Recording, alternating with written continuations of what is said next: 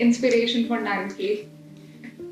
I mean, a lot of people keep asking me if it's like a book on me. I wouldn't kind of think of myself as important enough to write an autobiography on, definitely. But yeah, I mean, I think fiction, writing for, it's a 50,000 word book. Writing fiction for that long, I think will take a lot of training for a new author. So yes, definitely she has a lot of characteristics or traits that I share. But at the same time, I think people are people, and we all go through the same journey of emotions. And I think I've just tried to be very authentic to that. So when you had the creative blocks throughout, so how did you deal with them? In terms of creative blocks, firstly, I think within the first 3 months when I was writing the book, I realized that I have only written essays so far, and I love writing essays, and I've written pieces of poetry and things like that. So when I started writing this book, fiction was a first for me. When I started writing it, I had a vision in mind, but writing a prolonged book is a very, very different affair. Also, you're writing the same book, the same story, which technically may happen, like in this book's case, the entire story unfolds in the matter of 3 months. Okay, and it took me a year to write that. So obviously you're going to have to, there are, like after the first 2-3 months, I felt like I was lost at sea. Like I knew I had a story in mind, but I don't know how it is coming across to the reader, because there may be a lot that I am aware of, but the reader may not, unless they knew me, or they knew the character, or they knew the places or whatever, which is not going to happen. I mean, if I want it to be a published book, it's going out to anonymous readers. It has to be relatable to anybody who's picking the book up. What helped me towards that journey was getting a book coach, who was basically the editor. But editors usually come into the picture at the end of the writing process to edit the book. She was with me on a weekly basis. So every week I used to send her my draft, my progression of that story, and she would read it like a critical reader. And she would give me her feedback if there were any loops. And I think the mark of a really good editor is where they don't really end up changing your style of expression, nor the story. But they will just guide you in terms of enhancing it to the best of your own ability. I think I was also very fortunate to meet my editor, Danny, whom I have written about also in my acknowledgements, because I owe so much of the book to her. And I think that's something that really helped me even through my creative blocks. There, of course, definitely were weeks when I could not produce anything productive, but at the same time, just knowing that you have somebody that you're answerable to in terms of your deadlines, I think that really puts you out of your creative block. It does, definitely. So, who are your favorite characters from the book? The book actually has two main characters, but I think my favorite character is, I really love River's character, of course, my metaphoric Krishna, because just like in the Bhagavad Gita also, I mean, if you've not read the Mahabharata entirely, which I have not, and which a lot of people have not, then just the Bhagavad Gita, Krishna is obviously the godly figure, but also there is a lot of mystery around Krishna. There is a lot that Arjun never knows about Krishna. Krishna knows Arjun very well. Krishna knows Arjun through and through, but very little is known about Krishna himself, because the entire mystique and kind of mystery that's around him, I find that very interesting. And what is your favorite part of the book? Is there a particular quote or any lines? I mean, for me, every part of it is special, and there are different like anecdotes.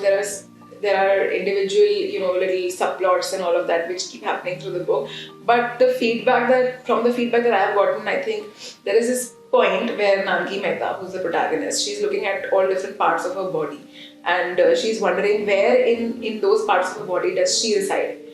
Which I think that's one of my favorite parts of the book, and I feel like from all the feedback that I've been getting, I think that people have really found that very, very interesting. That is the part of the book that has stayed with them after they finished reading the book. So that's very special for me to know. I've read the book twice, and the most impactful lines that I read was, the most important dialogue you will ever have is with yourself. Yeah. So that is what stayed with me. And moving ahead, is there any advice for the readers or the young generation, coming generation, for like that future writers or Um, everyone around? I think that we all are suffering from this problem because of social media. I think our attention span has really gone down. Whether it is, and it shows up in our work and it shows up in the way that we are reading. Like I myself, I mean, I've written a book. I love to read, but I know my attention span has really gone down as far as just sitting in one corner and reading a paperback is concerned. To combat that, yes, I'm working on my attention span. I think we all are in our own ways because we can see it affect our daily lives. It's something that does need proactive work and effort. We need to get over this whole thing of within 3 seconds our attention span is shifting. Even if I'm on Instagram, which is like the most useless of all activities, even then I can't sit and watch the same story until and unless it grips me in the first 3 seconds. And that's something we need to work ourselves out of. But till we do, find different ways of doing the things you love, like just taking reading, for example. I've moved on to Kindle. Now, Kindle is something that is very convenient because I'm constantly hopping from place to place. It keeps me company. I have every book I want at the snap of a finger. And at the same time, audiobooks also is something that I've started to do. So we must all keep experimenting to kind of, do the things we love in different ways, which aid our lifestyle rather than us just sitting and kind of, feeling resentful of the fact that we're not being able to accomplish more. I think that really helps the journey. So, do you have any favorite authors out there? There are way too many. I personally always end up gravitating towards thrillers. So, like I love Dan Brown, I love Lisa Jewell. I'm currently reading a thriller called The Club by Ellery Lloyd, which is a pseudonym for a couple based out of Britain. But also, I think just writing style-wise, I love Ayn Rand, I love Arundhati Roy, and one of my favorite Indian authors is Anuja Chauhan. She doesn't fit into any of these categories where she's not writing in a very poetic language or it's not a thriller that she writes, but her books are so funny and they're hard-hitting and they have this toe-curling romance that she's known for particularly. I think hers are the only romantic books that I can ever read. Like I can't read romance, I can watch romance, I can't read it, but Anuja Chauhan's books I love. Very interesting way that she portrays her story. So, throughout this whole book process and everything, did you receive any criticism, negative, good, and did it impact you or anything like that? Yeah, I'm realizing that the moment you put anything out in the public domain, you're going to get 10 opinions from 10 people. So initially I started to take every feedback really seriously. Most of it has been really good, but initially it was also just family and friends that were reading it. So that's not really authentic feedback anyway because they're going to be biased or they're probably just going to sugarcoat things or whatever. But once it's gone out and once we've been interacting so much with book bloggers for the book promotions, etc. I think most of them have told me wonderful things about the book cover. But then sometimes I've also heard that the book cover is very unusual. So unusual sometimes can mean a bad thing.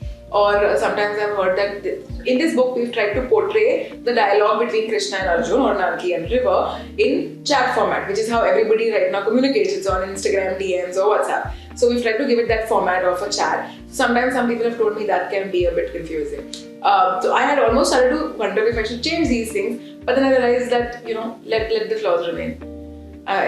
Those are a part of the entire story and process. So for now, I don't want to change anything about it. I'm just going to listen to everything that's coming to me. And anything that I feel like needs changing, I think I have enough time to do that ahead. So while writing the book and after the time it came out, what did you discover about yourself?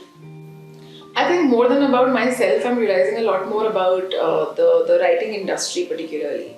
And also I remember this book was launched by Chetan Bhagat at the beginning at the Cyber Hub Invincible Festival. And at that time I remember having this conversation and he had said that the first book is always the most special because that's when your most authentic form of expression is truly flowing, because after that you start playing to the gallery. You start playing to what you think the demands of the market might be. You start trying to create a product that would garner a demand, basically. And he's right. Like I can see myself. I definitely want to write further. I want to continue to write. But I know how difficult it is to market a book, especially by an unknown author. So I can see myself now start to, after I know that effort, after the first book has gone out, I can see myself try to kind of create something that people would want, which may not necessarily be what I want to communicate. So I definitely want to find the right balance. As long as it's something that you're putting out there in the market, of course, it has to cater to people, but at the same time, it still has to retain its authenticity. That's the balance that I'm hoping to strike. I don't want to kind of just sell myself out and just create something for extra likes or buys or whatever. But I know why I got into it was for the love of writing, and I want to just keep that alive.